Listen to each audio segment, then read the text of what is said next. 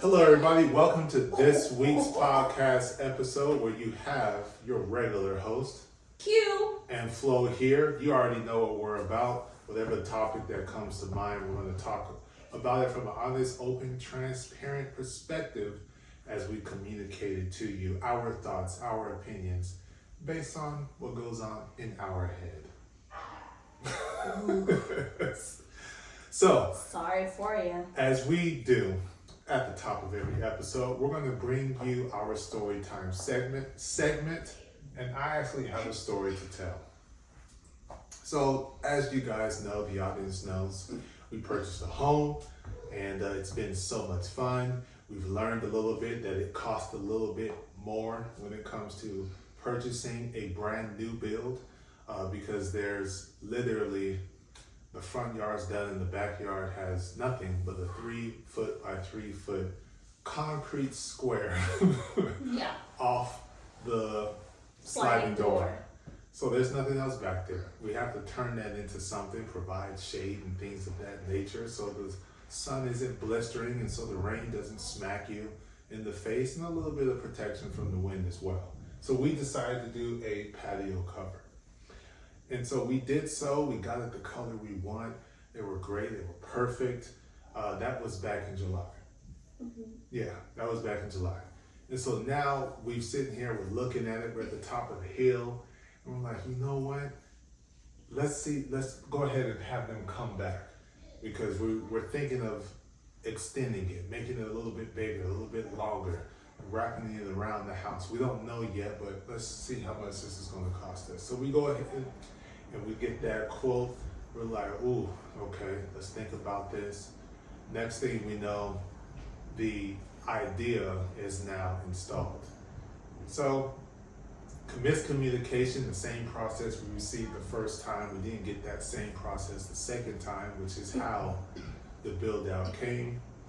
Decisions were made without our 100% approval, and then also without my 100% stop what you're doing and get off the property. I didn't say do any of this stuff.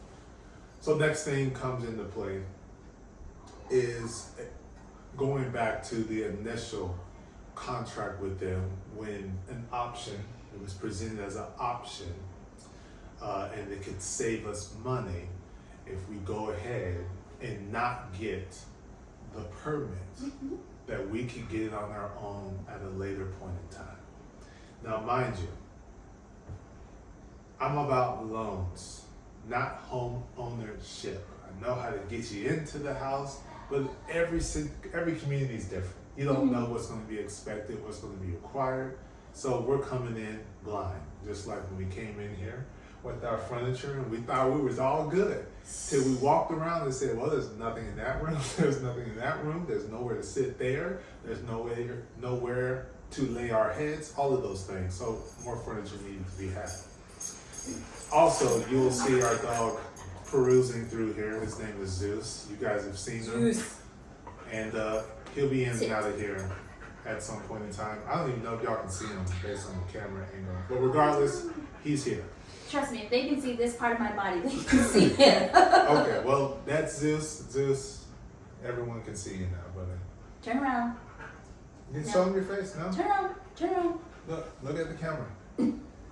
He's like, no, No, you don't I don't want to want be to leave. I don't want to leave. No, he thinks he has to leave. No. But anyways, getting back to it.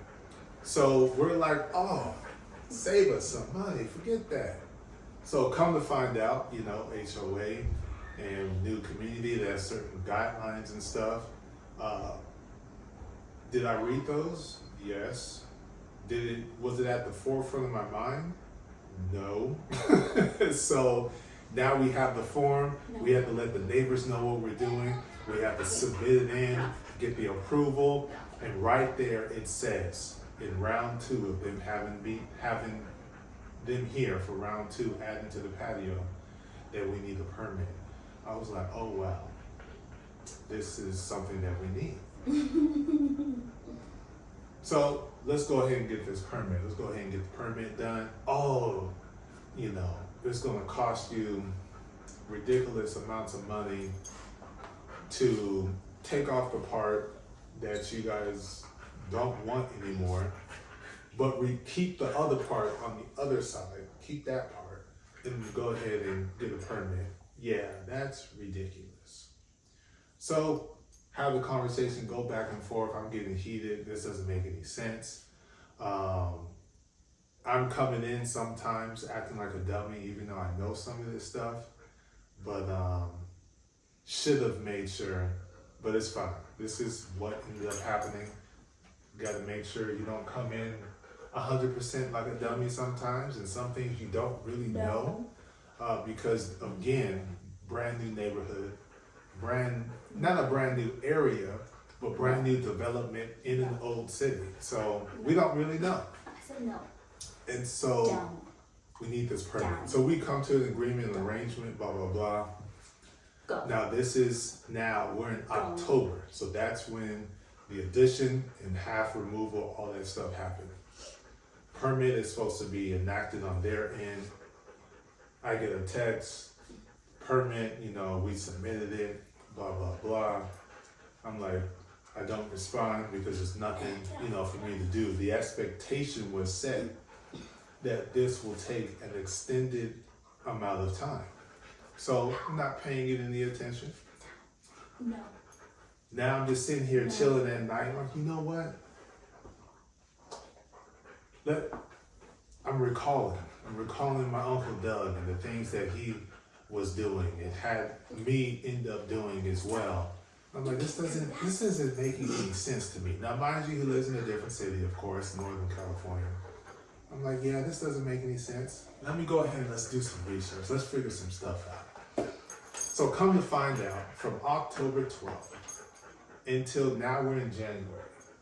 January is when they decide to put in the issuance for the permit for the patio in our house. January? On January 3rd. Now that permit didn't get approved. 48 hours later, it was rejected. Don't know the reasons as to why, because going through the system and the portal, I couldn't figure out where I could get that information.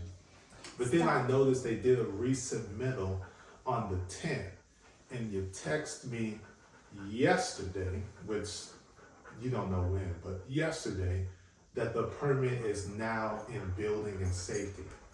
So you're telling me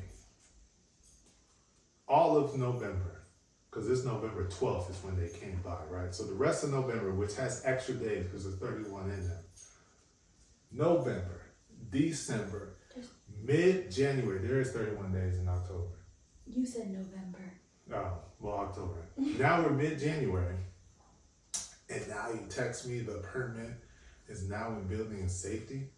Yeah, we don't need no permit from you. I got somebody else who's been working with us. We appreciate all the work that they do. Top notch. Refer them to multiple people who have yet to enact their plans on what they want to do in their house, just to give them a different perspective, different idea. Because like we said in the last podcast, that we see people do different stuff and it's cool to see and be happy for them to move forward.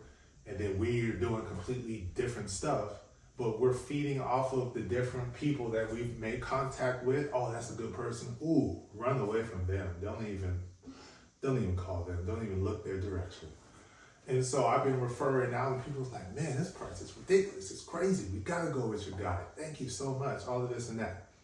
So we're gonna rock and roll with him. We don't need to finish whatever they're expecting on that end with the permit, because that's ridiculous. Come to find out in Riverside, a lot of the things, depending on what it is done over the counter, which means you'll get that stuff the same day. Based on what it is that we're doing, we fall in the same day category. Worst case scenario, 10 days. It's October 12th. We're in mid-January now. That don't make no sense. Don't make no sense at all. So that's my story, the ridiculousness. I was being cool, calm, collected, but had to throw in there, talking to the licensing board and all this stuff to even get the ball rolling. And then, so you know what? You ain't got to worry about wasting your time on us. because obviously we're a waste of their time. October, now you're gonna do it at the top of the year, January 3rd. Oh yeah, we weren't that important, so don't worry about it. Don't waste your time on us. Y'all got bigger and better things to do. What we got up there is up there, and it'll be up there. That it will be. So that's it. That's all she wrote. What's your story? So my story is about Yvonne and how she stayed home from school today, and we had a conversation because she stayed home from school, why would happen, all the things. And so literally the minute I walk into the house, because I was at work last night. Quick interjection. I just noticed I didn't tell you that story, and I can see the frustration on your face. Yeah. I didn't tell you this story. Sorry about that. Go ahead. Thank you for apologizing. So like I was saying, I walk in and she is like ready to ask me about eating lunch, and I'm like, can I like put my stuff down? Because I have my lunch bag and my jacket and my purse and my water bottle. Like I have all the things, and I'm like, can I like put some of these things down? I've been driving for almost 2 hours. Can I go to the bathroom? Like, can I do some things before you decide to bombard me with things that are, I don't understand why you're asking me if you can make lunch. Mind you, that's my fault, because before you arrived, I was like, she asked, and we had already talked that you were going to end up talking to Yvonne about this not going to school today. Mm-hmm. And so I told her, after she asked me, like, no, you need to talk to Mommy Q first. Yeah, because she needs to talk to you. I seriously asked her, like, why are you asking me this? Why did you ask your dad? Y'all have been literally in the same house. He told me to ask you. Oh, okay then. I understand. But can you still at least let me go to the bathroom? Wasn't even hello, I'm sure. Just coming right on in. Can I make my lunch? And I was like, oh, hey. Because I wasn't expecting to see her waiting for me in the kitchen. Which I had her do. And I'm like, oh, hey. Hi, can I have, No, she didn't even say hi. She said, oh. She's like, oh, can I have, my name is not O. That's the character from Home. Sure is. So, great but anyways, movie. It sure is. I love that movie. But anyways, so I go do the things, and then we have our conversation about her staying home from school, and then she obviously goes back to lunch. So can I have lunch? And it's like, this isn't, like, if you were in school, you wouldn't even be eating lunch right now.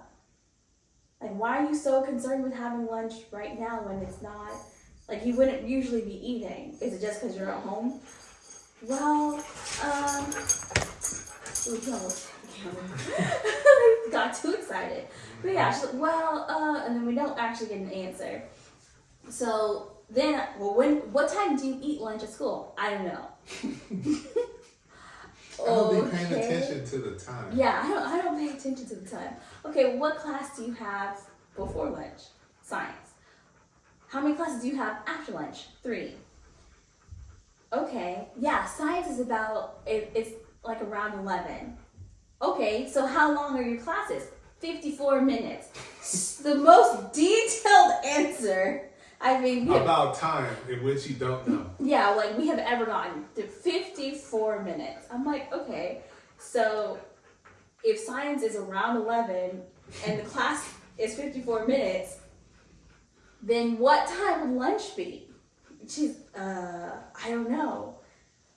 Well, you just said, like, if we say science is actually at 11 and then you add 54 minutes, then, well, I don't really know how long the classes are. Then why would you say the class is 54 minutes if you don't know how long they are? Which she does, because they are that long. Right. So what she meant to say was she didn't know how long they would be because it was their short day. So I'm like, okay, well then say that, because it's 54 minutes. Actually, I don't know. Like, no, I don't know for the short day. So I'm like, okay. So then Flo was like, just eat at noon. Immediate response. Serious face. I don't know when that is. What? I don't know when that is. You don't know when noon is. No, I don't know when that is. I am dying laughing. I am laughing so hard that it makes her laugh because my face is red.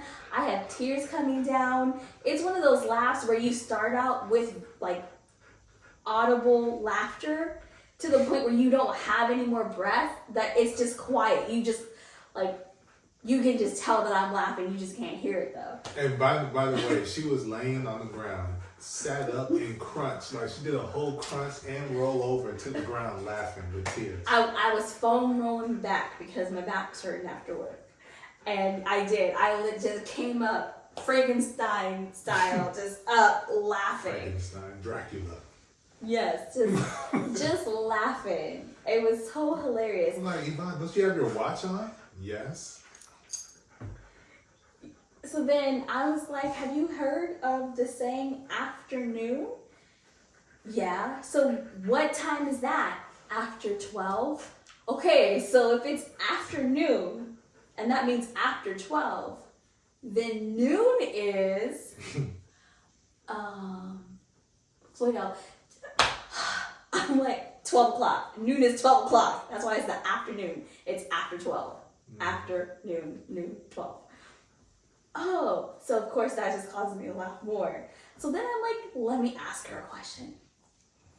Yvonne, what time is a quarter past noon? 12:45. I start laughing again. Again, just immediate response. I'm like, what? And then she catches her, oh, no. 12:15, thank you. I say 12:45 would be 1:45. What? Did you hit him? No. Did you roll over his tail? Mm-mm. His foot. Sit. His foot got stuck underneath the seat as he's trying to get up. Oh, okay. See? You can't be doing all the things. Stop. No. Okay. So, hey, I'm trying to tell a story. And it doesn't have your breath in it. Scooch over. Sit. Right there. Okay. So, what did I say? 1:45. 41. Okay. When I thought the situation couldn't get any funnier. Oh no, I asked her, I was like, so what time is noon? She sat there, she calculated, carried the one, did all the things, and finally was like 12:30. I was like, oh, thank God. I thought that was the end of it. I thought the situation was done. We were good. Flo was like, when is dawn? When the sun is going down. I start laughing again. Flo's like, oh, okay. So then I'm like, Flo, you said, what was your question? When is dawn? Yvonne, what was your answer? When the sun is going down. I was like, that is called dusk. I was like, have you never seen Sleeping Beauty? They say they named her Aurora after the dawn, the sunrise. Her face. Oh. Like Leviosa. Exactly. I'm like, have you never heard of the phrase from dawn till dusk? And I do my hand, dawn till dusk. She's like, yeah, in songs and stuff, Christmas carols. I was like, so sunrise, sunset, dawn, sunrise, dusk, sunset. Oh, I just thought, I don't know, that just tickled me. That whole everything just tickled me. And then it continued because she leaves. By this time, it's like almost noon. She leaves. I assume she went to go and have lunch. We go up to our room. We're having conversation. She comes to the door. I don't know what she said. I didn't answer the door. What was her thing? Oh, she asked, can I have lunch? And I was like, Yvonne, it's 12:20. We said have lunch at noon. Are you even hungry? You left the room, went to your room. Well, I didn't know when 12 was. I'm like, what? We just talked about the watch that's on your wrist. I saw you look at your wrist. I wasn't paying attention to that. You're not hungry. Go eat your lunch. That doesn't make any sense. She wasn't hungry. That's what it came down to for me. She wasn't hungry. You don't go to your room, then come knock on our room. Now over 30 minutes have passed since we had this conversation. You don't know when 12 was? And she had every opportunity because she had her watch. She left the reading room to go to her room. There's a huge clock on the wall that she would be facing before she goes to her room. And then in her room, she has a clock. Mm-hmm. And she's in there on her school computer doing work. Well, she has a computer and her phone and her watch. Time is all around her. Everything has a clock, but she didn't know when 12 was. Well, can I have my lunch? Yes, you can have your lunch. Go eat. I was done. I was like, that's exactly what I needed after a wonderful 12-hour shift. Those laughs. No, I'm not petting you anymore. The adventures we have in the blended family. So that is the conclusion of the story time, and it's time to get into the actual episode time. Story time, episode time. We all recognize that time ticks, even in the moments we want it to stop. It says, I don't care. I'm going to keep on ticking. Mm-hmm. And we have to adjust and learn to move forward and recognize the time that we have and use it effectively. Mm-hmm. And so with that knowledge and the recognition and it being at the forefront of our minds after having conversations during this past holiday season, we don't have that much time. We're 6 years away from high school, 7 years away from high school. Achilles is a little bit longer, but now he's getting closer, being 7 years old. He's getting closer to the double digits. Mm-hmm. And it's like we need to really start pushing and putting more time and effort, into figuring out what it is that they like, they love, what they're trying to do when they're outside of this nest. So that way they're in those positions, have those opportunities, that experience to really figure it out, because we would like for them to know once they get into high school what it really is that they want to do. So Yvonne's got 2 years left, Ray's got 3, Achilles is in the first grade, so he's got 6 more years, 5 more years to go. So we really want them to get all of that exposure so that way they can start pinpointing what it is that they want to do. We can go 100% in on that, encouraging, supporting, all as they get into high school. Now they really know. Now they know their routine, they know the expectations, because we've been having these conversations. Mm-hmm. And so that begged the question, as we have a 12-year-old, 11-year-old they're closer to the teenage years, it's time for another shift, I guess. Another shift in parenting. And what I mean from that is, you can be a helicopter parent when they're a child. I think we agree on that, because they don't know. They don't know scissors, hot, cold, too cold. They don't know. So we got to be there to teach. But as they grow, you transition, you start stepping back, because you're instilling information, knowledge, morals, ethics, the simplistic stuff. The teachers always help by doing what we all learned. We're not professionals at, thanks to the pandemic. Teachers need more money. Mm-hmm. And so it's all a collaborative, teamwork type of effort, a village, if you will, shout out to the village, in raising and rearing a child to be the best human being that they can possibly be in the realm of their capabilities and their abilities. So it's time for a little switch. I believe. She's probably going to say, well, that's just a you thing. I'm going to keep on doing my thing, which is all good because I'm the fun parent, like to joke around, humorous, plan fun events, makeup games, AKA no smiling game, hide and seek in the dark, ABC game. I could keep going on. So maybe it's time to maybe it's time to step forward just a little bit for a little season and then step back again to make sure we're reinforcing what we want our children to walk out the door with. And so we talked about it, how we're raising our kids, and we've come to a conclusion on what that is. What? I'm just wondering what I look like, sorry. Would you look like what? Like, for the people watching, and I'm like this. I'm just wondering, are they like, is she asleep? No, I'm not asleep. She's mesmerized by my words. That's all that is. And so I did a little bit of research just to try to figure out where we identified, because we had a conversation, and so sometimes in certain situations you may be doing something, but there isn't a word to it. And that's something we've experienced because we use the word transparent, radical transparency, being transparency period in your communication. And then there was a group of other people who would be like, oh yeah, that's what it is we've been doing, transparent, because they never put the word to what they were doing.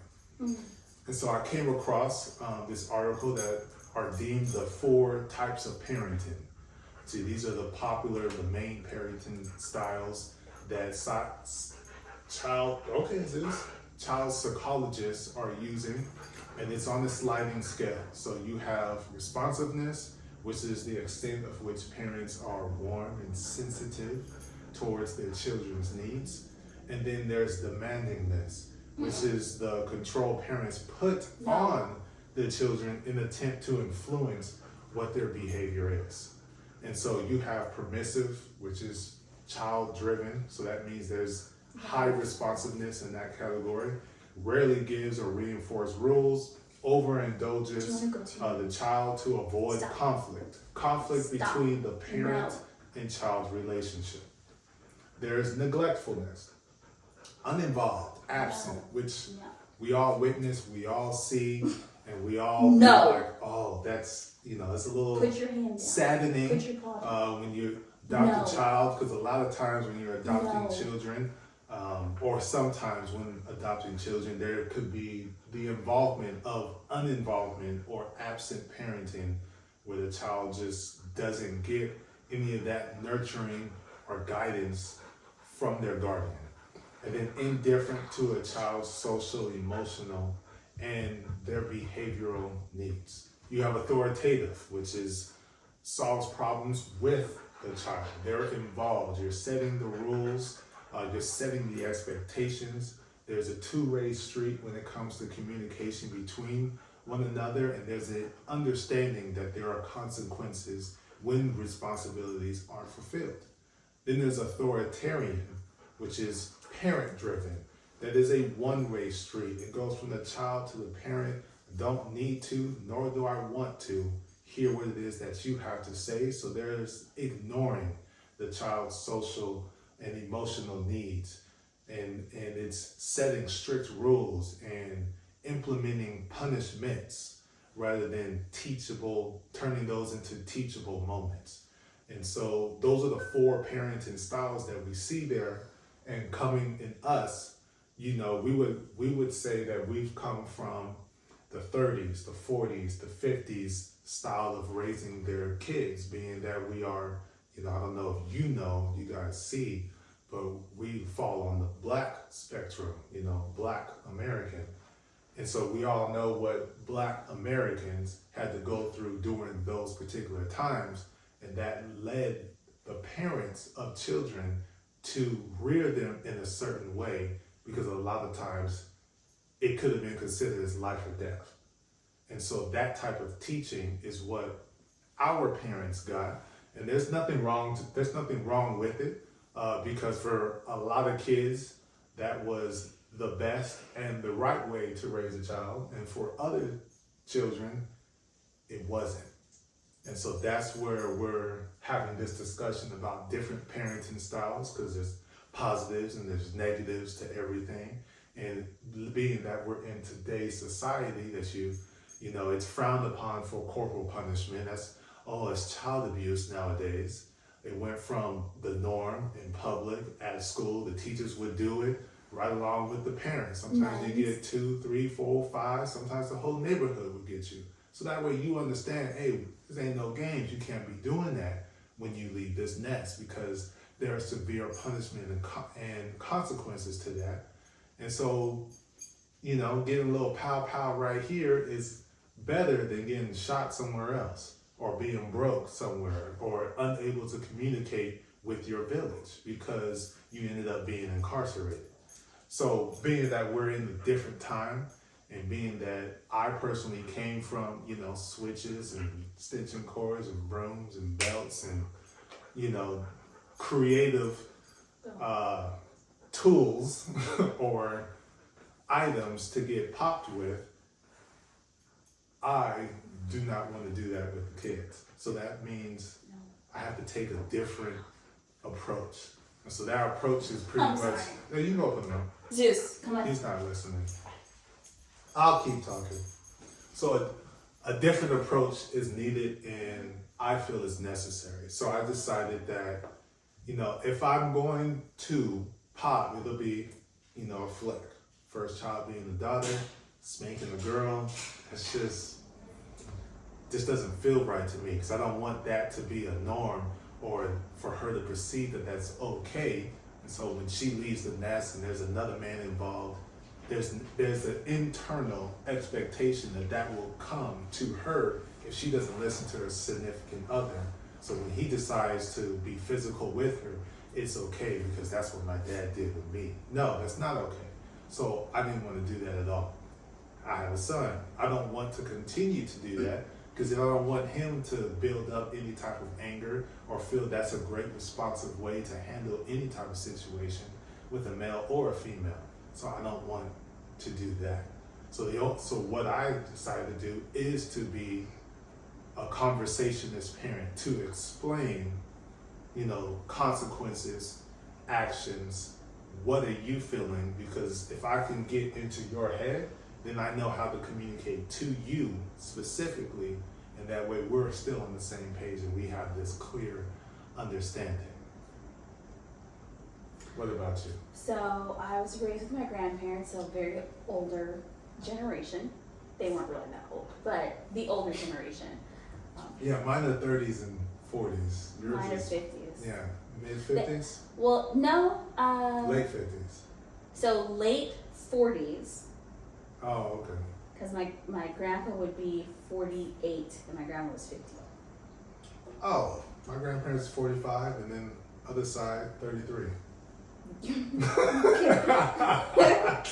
Ain't that far off? Naturally, they're like right there. Anyways, so yeah, brought up with them. There were some weapons, belt action. Most of it understandable. My brother and I were quite mischievous. Not that we were like bad, we just did things that got us into trouble often. They're overly curious. Yes, basically. you know, like if we take this cutting knife, can we cut wood? Let's see. It's just the wood we decided to cut was part of the countertop in the kitchen. Best idea? No. But we got our questions answered. So, like, you know, stuff like that. It was not bad. It's just not the greatest idea. And so I was okay with that, because it was never, whatever the disciplinary action was, it was never out of anger. Absolutely, my grandmother was so very upset when she saw her knife that had her name engraved in it, out with wood chips. Absolutely. But the discipline that we got, the punishment, the no TV, and the pow-pows were sufficient. It wasn't... The gust of wind you had to receive. Yeah, it wasn't like we were black and blue and unable to breathe and then we were stopped. Like, no. It was, don't do that again. And we didn't. We definitely did not. I mean, needless to say, we did other things, but we didn't do that. Again, not bad, just mischievous. Yeah. So, except my sister, she usually got in trouble because of us, not because of something she actually did. So, sorry. So that is something that I did adopt with Ray. However, the thing that I added was the communication aspect. So there was a lot of conversation, there were a lot of warnings, a lot of chances, because as you're learning something, you won't always remember, you won't always do it, you don't know to apply this conversation to this new different type of situation. So there's a lot of conversation, and eventually we get to a point where it's like, okay, now you know you should not be doing that. And if we keep going through these warnings, yes, you get pow-pows. But there's even a conversation after that about, do you understand why you're here in your room, you can't play with your toys, you can't watch TV, and you got popped? Yes, because, and then we have a conversation about it. And there's apologies, and then we go about our business. Because it's still a teachable moment, even though, because it's not out of aggression or abuse. So it is used as a tool for redirection, one, and then punishment. It is, what was the word that I used? Consequence to your actions. Yes, it's a consequence. It's the disciplinary, or it's part of the disciplinary process. So, I mean, again, I personally don't have a problem with that. The difference or change that came about when we got together was that there was more conversation. Oh, okay, from your side. Okay. Yeah, more conversation from my side, because I am a very stern person. Rules are in place most of the time for safety. It's not because I want to control every aspect.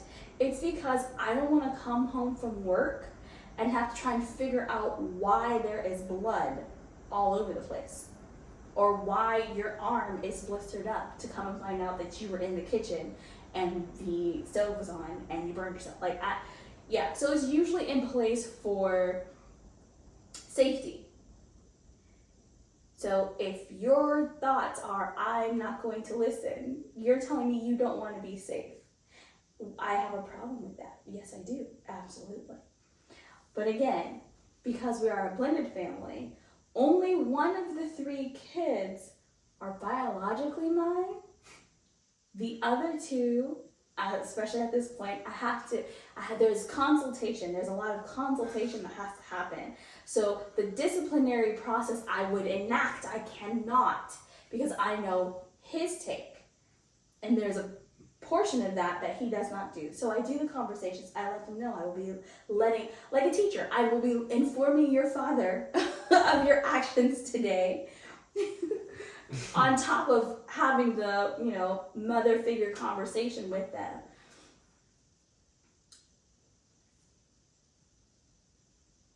In my mind, it is natural to be more involved in your child's raising, upbringing, care when they're younger, because you are teaching them right from wrong, good from bad. You are teaching them how to be independent and self-sufficient. You're teaching all those things, because you don't come out of the womb knowing hey, I'm hungry, I'm gonna go make me some eggs. No, you can't speak. You don't know what eggs are. So you have to be taught all of those things.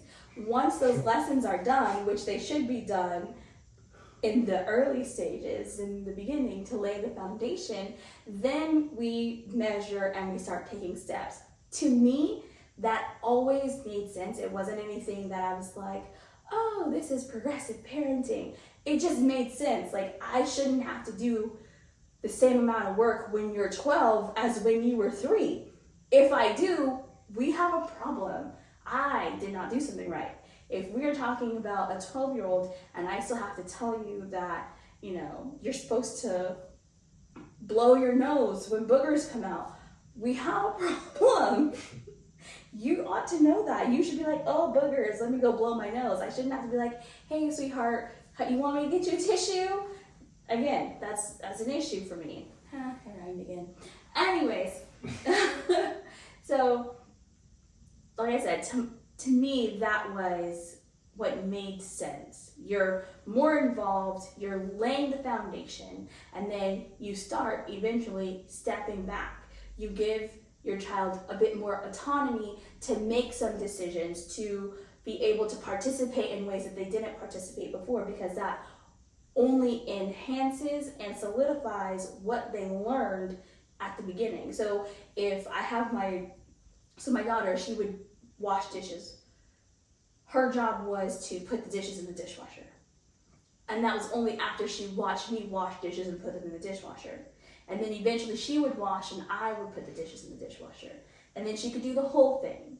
And then we did the same thing with eggs. She watched me cook eggs many times because it was one of her favorite foods. And then she learned how to cook eggs, being supervised.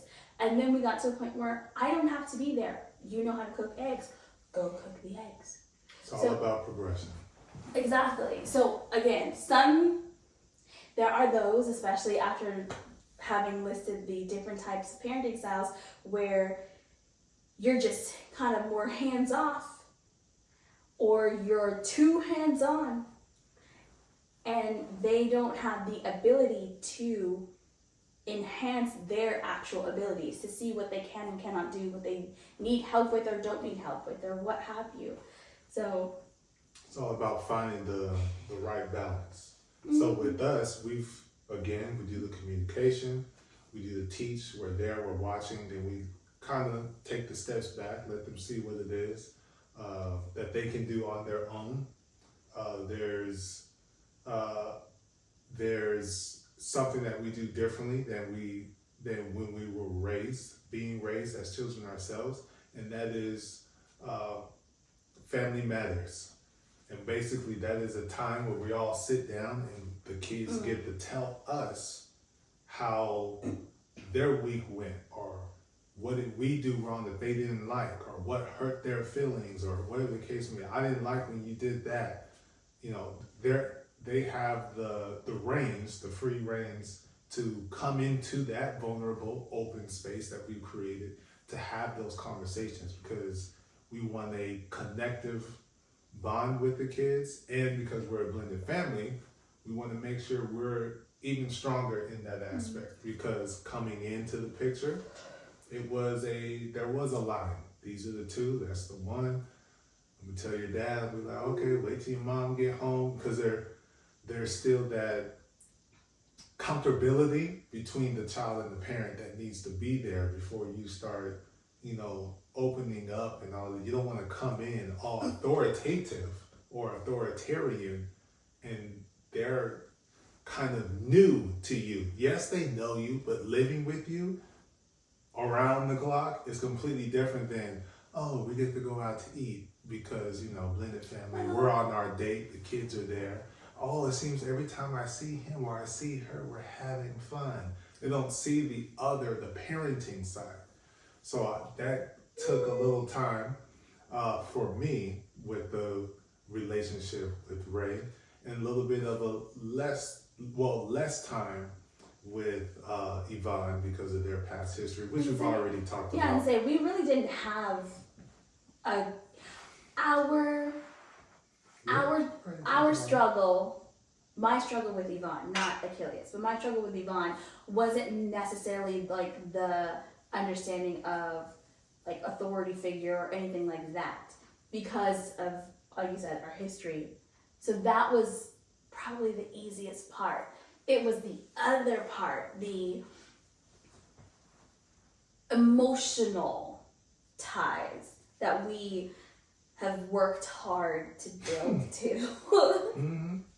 So, yeah. When Achilles was I don't like you, I don't know you. Well, And then that didn't take too long to change because there was consistency. I would say he was at a point where he didn't quite understand anyway, so it's just a new face. But again. Mm-hmm. So with that, and then now reading this actual article, which we'll post so that way you guys can look into it and see if you fall within that range of those 4 parenting styles, or this one, which is deemed kind of like a perfect blend between all of them. It's deemed the #1 parenting style that's used to raise successful adults. It doesn't always mean monetarily, just as an overall person, an overall human being. What's the other name for it? I know And there's that is- wisdom, but And then there's respectful parenting. respectful parenting. I don't know why that's so difficult for me to remember. Respectful parenting. I'm like, it's with wisdom or wise parenting, wisdom parenting, but I can't remember the other name. Respectful. It's not that difficult. And so what that is valuing the individuality of your child. You're not trying to dictate what their kids should be or should not be curious about. You allow them the space to express, who they are. You're more so focused on the parenting style that's instilling knowledge and wisdom rather than the dominance and the power, the one line of communication. Which kind of I see went in line with what a lot of people say is unusual or weird, or why would they let their kids do that or wear that when it comes to the Smiths, which is Will and Jada, when it comes to raising Willow and Jaden, that they gave the space for their children to be individuals and to freely express themselves. And I don't see anything, when you look at it, that's what it is that they did. They allowed their children to have that space. Did it look weird? Did it look out the norm? Of course. I didn't really read about it. I heard people talking about it when the story broke or whatever. My only question was about the whole education. I mean, where would she want to wear? Ray was like 2 years old picking out her clothes, and trust me, it all didn't match. But, it made her happy. It made her feel confident. So that's fine. Mm-hmm. My thing was the education piece, because, they didn't go to school, but did they have, homeschooling? Because I would hate to think that they're out here not having basic arithmetic skills. And I'm sure they don't, that's not a problem because they have, they're successful in business-wise. So they have to have had some sort of education. Might not be the traditional, I'm going to this public-private school, or they had tutors, or, there was, I would assume, and I would personally hope that there was some form of education. Because again, who is it? Jaden has a company of Waters, right? Or something. Oh, yeah. And it's doing very well. There is no way he's sitting up there just throw a number out. I'm sure there had to have been some sort of education. Most likely not traditional, but then again, traditional education doesn't work for everybody. Yeah. So that's okay. Yeah, but of course, there had to been some form of schooling. There wasn't childbirth. They never went to school. I think at a certain point, it was deemed as unnecessary, because when you actually do look at the United States, our schooling system, it's not really effective. Does it really make sense? If there's a child that particularly wants to do this, why not focus on what that is? So if it's sports, the school of basketball. We're going to give you the primary information, all the knowledge you need to be a basketball player, how business is incorporated with that, how branding is incorporated with that, the NIL, all of that stuff. If it's nursing, hey, let me focus on the medical terminology, the writing style when it comes to nursing, all the body, the anatomy, all of that other stuff is necessary. Isn't entirely necessary. It you don't is. need to know about the Civil War or 1776. That doesn't matter when it comes to nursing. Okay, Now, that do doesn't you want matter that? specifically. Do you when- want 1776 nursing and how they took care of the troops? Maybe that could be appealing and interesting, and understanding how modern medicine or medicine changed throughout the decades, the centuries. That might be useful. Okay, but there is a problem with having a piece of the story, which we all ought to know that. So it wouldn't make sense to just talk about medicine in that time without having everything. But Yes, you get my point. I Just like when it understand. comes to financial literacy, I don't care what you're doing in your life. That is something we should all be taught. How to pay your bills, what a credit card is. Because at the end of the day, you're not walking outside to earn grass blades to buy some turkey. You're not. Let me go get 5 grass blades over here. All right, take it to my next door neighbor. I'm going to get me a McDonald's meal. It's money. So that's something that should be taught, and that isn't taught. So I get their standpoint when it came to schooling at some point, and their life is different. They're in the entertainment industry. They learn about business and number all the time. When it comes to acting, you're acting in different types of roles. So you're learning martial arts and how to hold a gun, how to fight, all of the different things. So you're exposed to different cultures and all of that stuff. Which school, you only read about it. You don't actually experience it. I believe that as far as education goes, you're primary in the sense of prior to college education. Everyone should have that because those are foundation for a lot of things. You say, the focus for me when it comes to history is not the entire history, but it is great to know how medicine evolved, how these people came about. But you do have to go back to these things that have nothing to do with what I want so that I can get there and understand.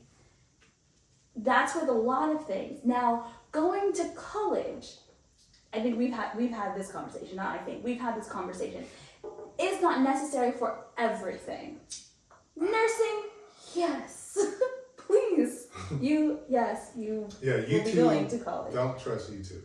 Well, there are, if you know who, but you also have to have a basic foundation to know, oh yes, they are doing that right. Oh, that's a good trick for certain things, but you also have to know.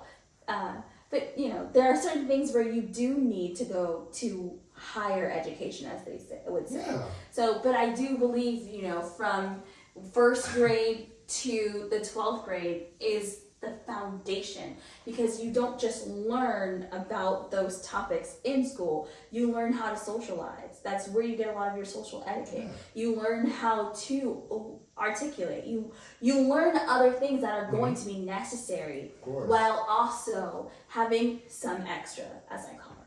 So, but like I said, up to there is important. After that, the Smith family is different. So they also have different money.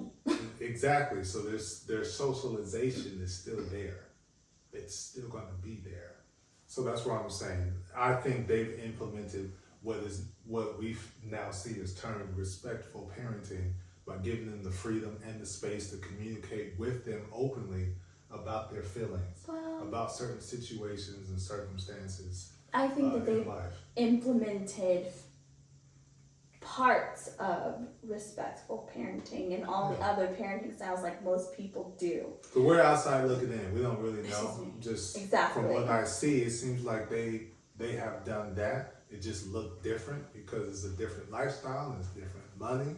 The majority of people are not in their bracket of life, period.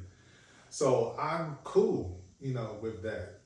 I have no problem with that. Express yourself how you need to. And I believe that we allow our children to do that, to be independent and to guide them towards sometimes rational thinking, logical thinking? I think that is probably a difficulty with this particular style of Well, parenting. we haven't even really got into it yet. So I just wanted to identify that I think what they did was good. I think we're kind of in the same realm of having that open dialogue and communication. How do you feeling, things of that nature, and having that family matter conversation. Mm-hmm. So there's 3 pillars of respectful parenting. The first being the structure. That's the foundation. That's got to be the first thing. You let the kids make their own choices as long as expectations are met. That's something that we pretty much do. Yeah. You want to do this? Did you do X, Y, and Z? 1, 2, 3? All right, cool. Guide them through how things can be done better. You let them do something and be like, okay, this is, this makes more sense to vacuum this way.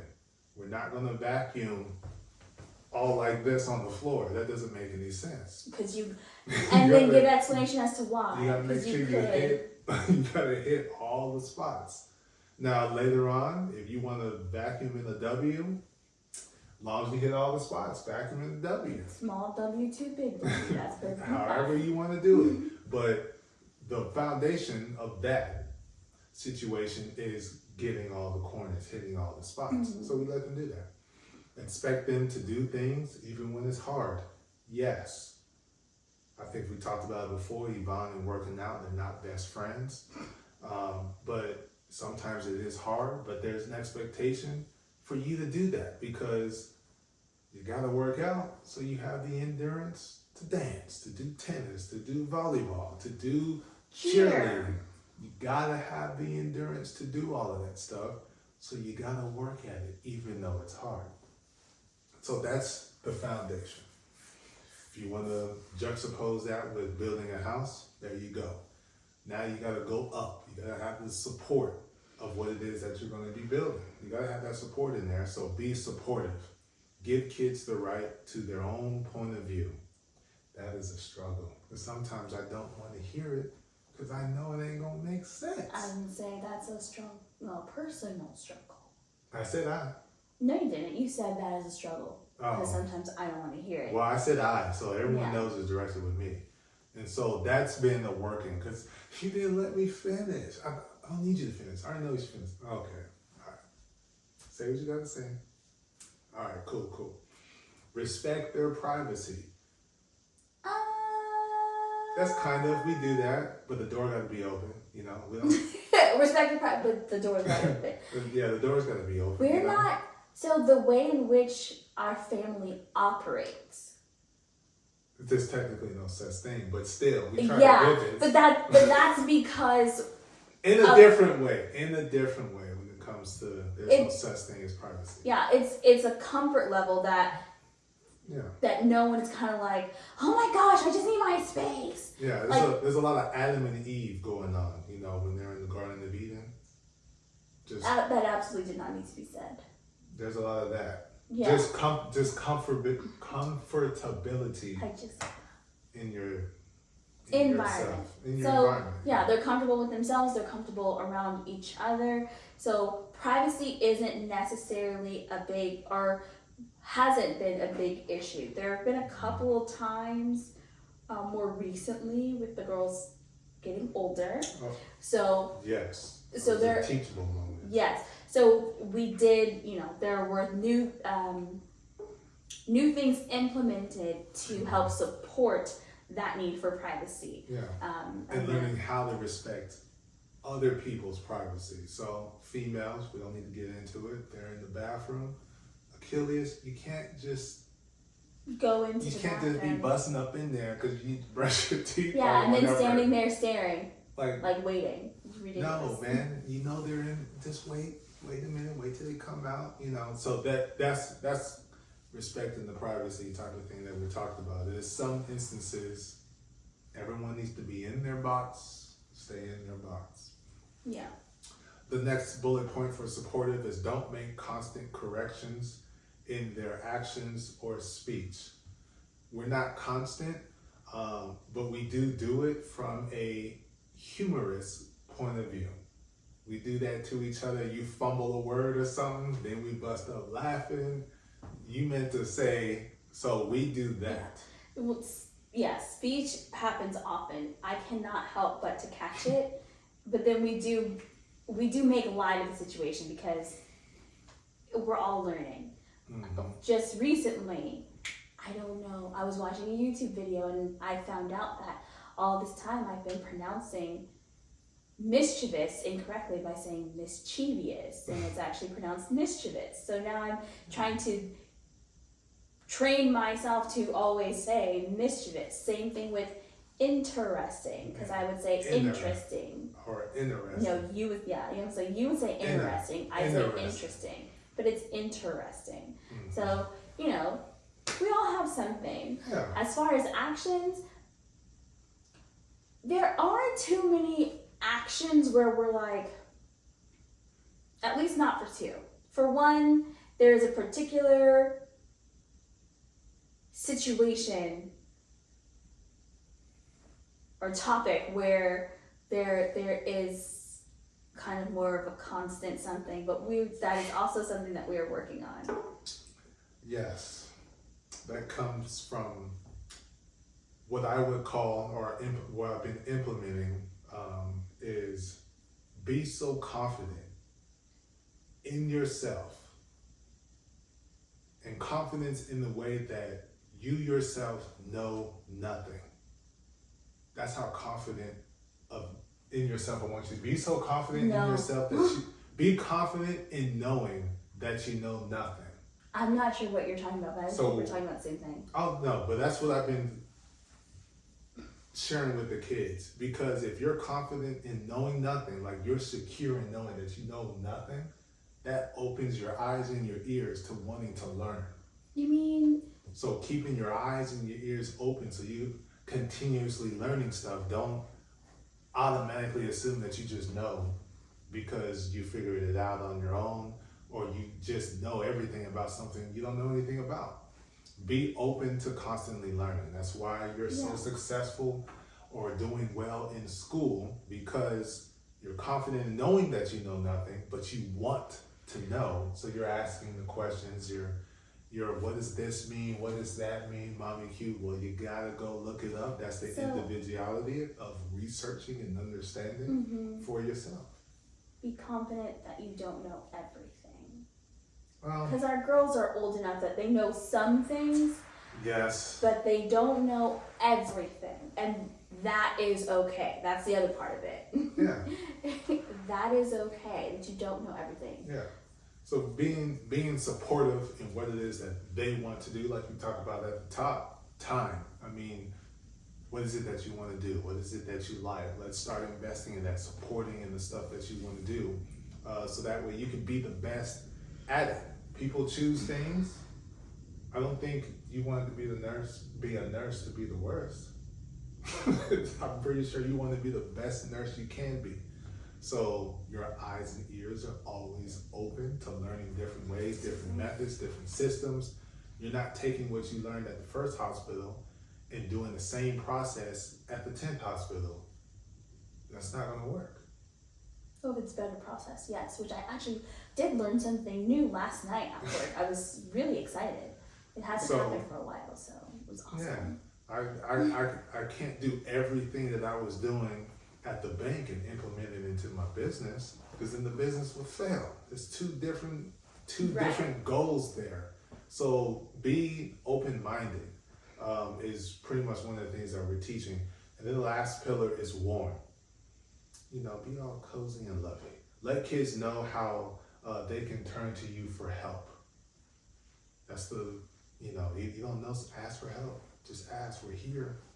We don't want you to see you stumble, fall, fail, lose, whatever the case. We want you to be in the best position to be successful. So the only way we know that assistance is needed is if you communicate. Right. And let us know.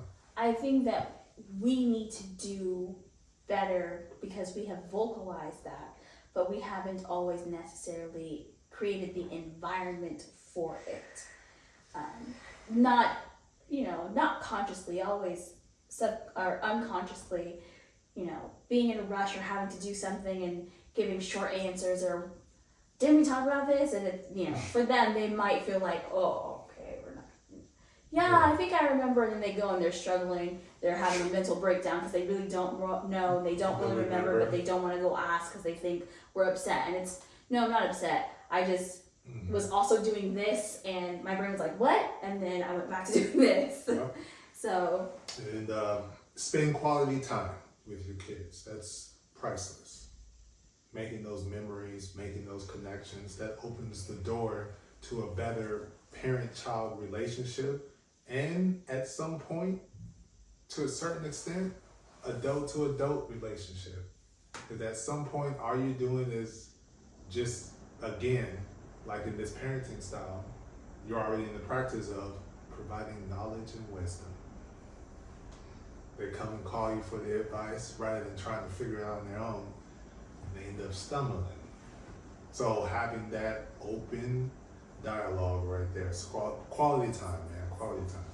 Engage in compassionate activities together. And these final two are things that we really focusing on this year, because we want me time and we want family time. Me time? What? This is not me time. This is me time. This is us time. Well, whatever. And then we have family time. The hour is late. We won't be for you much longer because I am hungry. Oh, Jesus. Jeez. Targaryen. Stupid. Game of Thrones people. Oh, but yeah, that's what we're implementing. So like I said, sometimes you be doing stuff and you don't even have the terminology to it, and it's just like we read this article and it's like, yo, this is what we're doing, and it's plain as day right here. Good solid structure to read and see and connect and implement or do better at certain things, so that way you have that perfect balance with raising a child. Because for me, at the end of the day, when they look back on their childhood, I don't want to hear any excuses. I don't want to hear no what ifs. I don't want to hear any of that stuff. Because me, I'd be like, dang, I wonder what happened if I continued with the National Young Leaders Conference, but I got told no. I wonder what would happened if I worked at Google, because they were offering an opportunity while I was in high school because I built a laptop from scratch. I wonder what would happen if I would have went to the law firm for young, aspiring attorneys. Law forum. Oh, forum. Yeah, for young, aspiring attorneys up in New York, but I didn't have the opportunity. I wonder if I would have worked harder with my dad school. With sports. In my basketball, what my basketball career would have been. I don't want to have any of those what ifs. So we're trying to communicate and use our past and the things that we've gone through to try to help avoid and curve those what ifs, or shoulda, coulda, woulda, when they reflect back. Like, oh man, if I would have been able to do this, I could be on TV doing that. But I didn't do that because we did this instead, or this was more important. So yeah, we don't want them to have that story. We don't want that to be their story. So we're going to do our very best. Absolutely, our very best. But we didn't get any questions this week. No questions, but if you have any questions you want us to answer right here on the podcast, you just head over to HOTC podcast, HOTC podcast @gmail.com. You know where to follow us. That's Instagram, TikTok, Facebook. Make sure you hit the subscribe button on YouTube so you get the Hot Seat podcast every 2 weeks and the other content that goes up whenever it goes up. So you don't want to miss any of that. Sometimes it's funny, sometimes it's hilarious, educational, financial literacy, whatever the case may be. We just want to spread a light to the world. Yeah. Blended families, if you're out there, come talk to us. We would love to have you on. There's different challenges that we're all facing, and it's all about learning. It's all about becoming a better husband, wife, parent, brother, sister, whatever the case may be. That's what it's about. Education. We want to speak honest, open, transparent about it. And so we would love to have you guys on. You can reach out, again, right there at that website. You can even drop it in the comments on any of the platforms where we're found. But before we go, we want to express always our appreciation, because you guys are watching and commenting and viewing and sharing. That just further encourages us to keep moving, keep podcasting, keep videoing, keep editing, this content that we put together. And again, we wouldn't be doing this if you guys weren't watching, if you guys weren't clicking, because what's the point of doing it if literally every upload has 0 views? So we appreciate the 1 view, the 2 views, the 1,000 views, the 30,000 views that we've been getting on our videos. Again, we appreciate the support. Welcome to the village to all those who join. Q-Flow Studios, search it up on Patreon if you want to support the show monetarily. But if you don't, that's fine. The clicks, the watching, the comments, man, that does wonders. That does wonders, because that brings more exposure, and we're all about spreading this little spotlight on blended families, the challenges we're facing, and whatever topics we plan on talking about. Any other announcements you want to leave? Yes, actually, I would like to ask all of you out in the world, internet, wherever you may be, if you would either email the HOTC podcast or on this post, put in any questions pertaining to medical conditions or advice you would like. So health, wellness, psychology, physical fitness. There's one more. Physical fitness. I can't think of it. There's one more though. Cool. Oh, anything to do with your mind or your body? cosmetology? I don't know. Skin, face, that. Hair. Yeah, your body or your health. Well, yes. I mean, that's very generalistic, but yes, those things. Questions that you may have, or things that you may have heard that you want to know about truth or false. Fallacy. Sounds good. That's about it. Well, we thank you guys. We'll see you guys in another 2. Until then, do what you do.